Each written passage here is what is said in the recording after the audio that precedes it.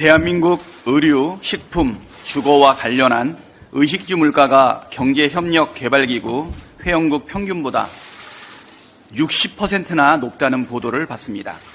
특히 사과, 감자, 돼지고기 물가는 OECD 평균의 2배가 넘고 의류와 월세 수준 또한 33개 나라 중 최상위권을 차지하고 있습니다. 한마디로 우리 국민 먹고 살기가 세계에서 제일 힘들다는 이야기입니다. 고물가, 고금리, 고환율 3고 위기는 여전하고 그나마 상대적으로 괜찮다던 공공요금도 하반기에 줄줄이 인상을 예고하고 있습니다.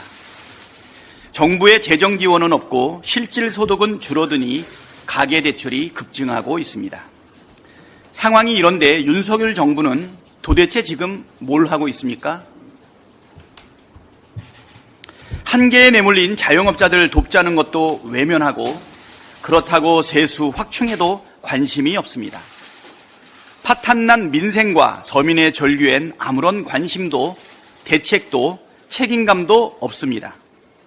이렇게 무책임하고 무능하고 무신경한 정권은 처음입니다. 국회라도 2발 걷어붙이고 나서야 하지만 집권 여당인 국민의힘은 국회 밖에서 불법 파업 중입니다. 정말로 한심하고 답답합니다. 말로만 민생 살리겠다고 하지 말고 민생을 살리기 위해 일하십시오. 더 나은 대책이 없으면 민주당 안을 받으십시오. 능력도 대책도 없으면서 자리는 왜 꿰차고 앉아 있는지 국민들은 정말 의문입니다.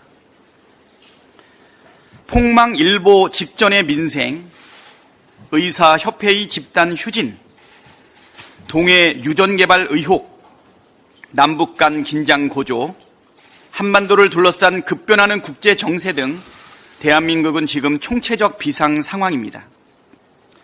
이 비상한 상황에 여당은 일하기 싫다며 사실상 파업 중입니다. 국정 운영에 막중한 책임이 있는 집권 여당이 이래도 되는 것입니까? 심지어 추경호 원내대표는 어제 법사위와 운영위를 여야가 1년씩 번갈아 맡자는 황당한 제안을 했습니다.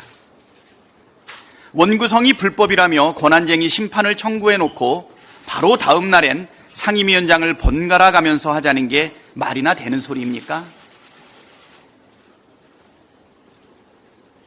이러다가 대통령도 1년씩 돌아가면서 하자고 하겠습니다.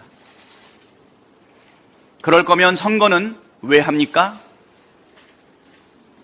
총선 민심은 야당이 중심이 되어 윤석열 정권 2년의 실정을 바로 잡으라는 것입니다.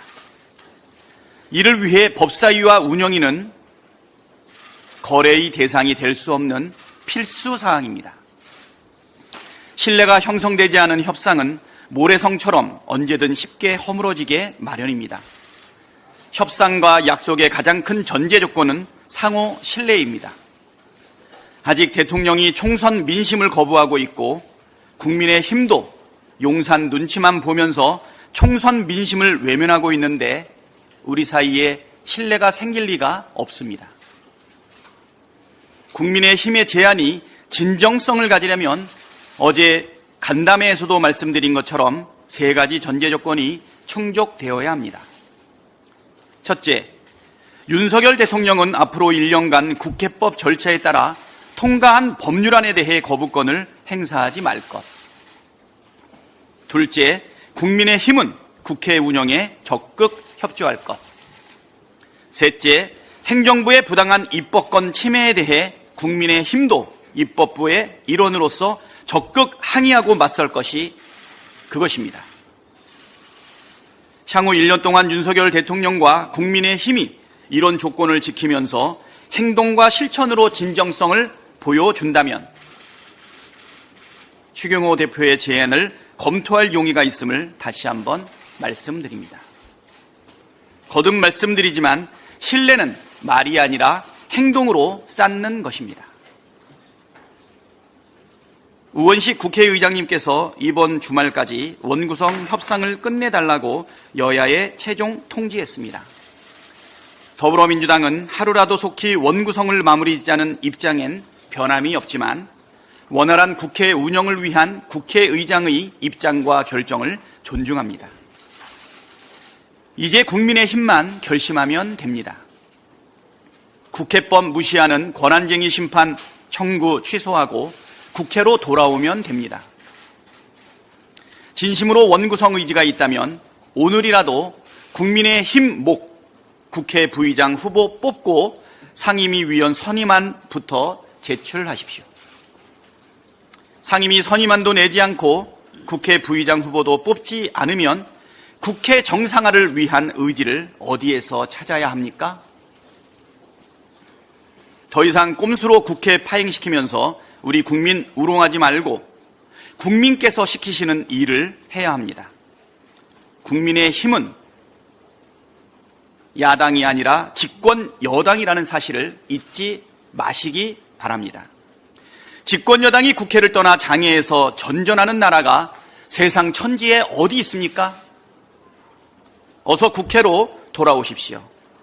이것이 국민의 최후 통첩입니다. 이상입니다.